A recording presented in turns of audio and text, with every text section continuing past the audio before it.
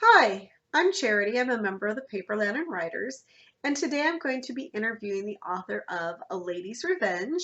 It's a Regency historical, and it's the first in a series called When the Blood's Up. So it's quite a unique story because the plot centers around boxing.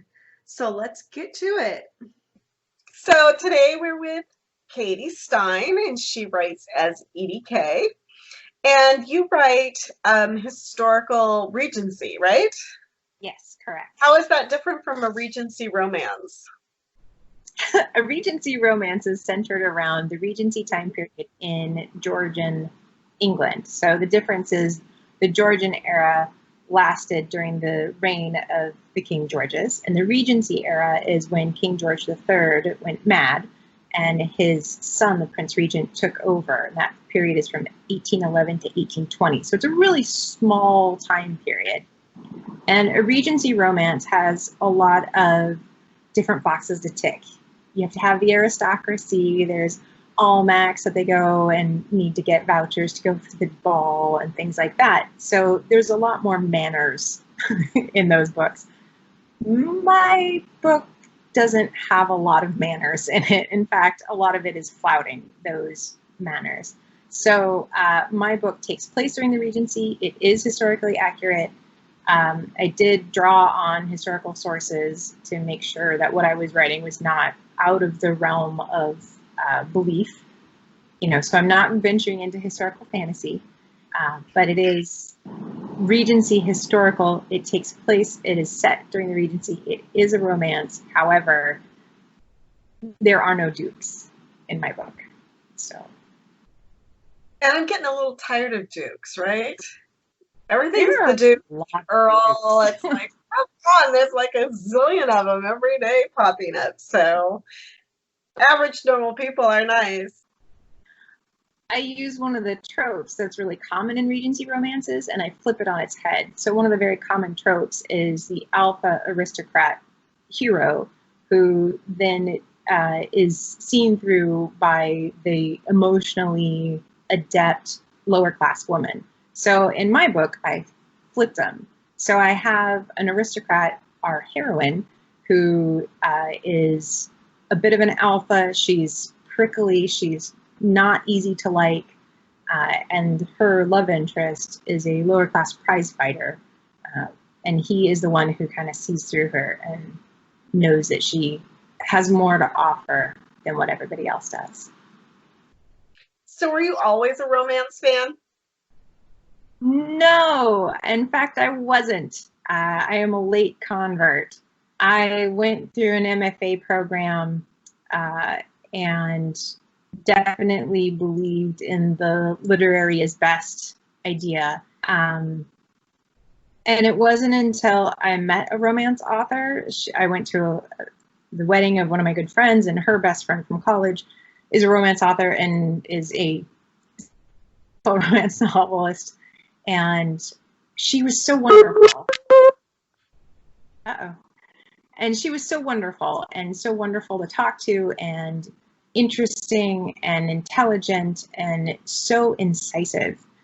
And after the wedding, I went back and read her books and really enjoyed them. They're feminist and empowered and sexy and smart. And I realized I hadn't given the genre a fair shake. I had read V.C. Andrews and Victoria Holt when I was a kid and just didn't really care for them. So I assumed that all of romance was like that. And I was very, very wrong. So my eyes got opened. So Katie, tell me what you did to prepare for writing A Lady's Revenge.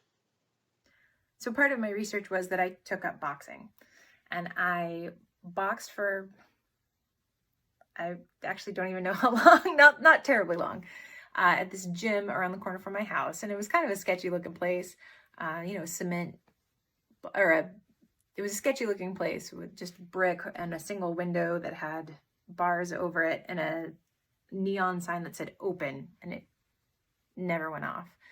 So I went and I joined the gym, and they were very nice in letting this middle-aged lady come in and work out with them. I was older than everybody, including the coach. So shout out to Coach Bass. Thank you for letting me in at Savannah Combat Club.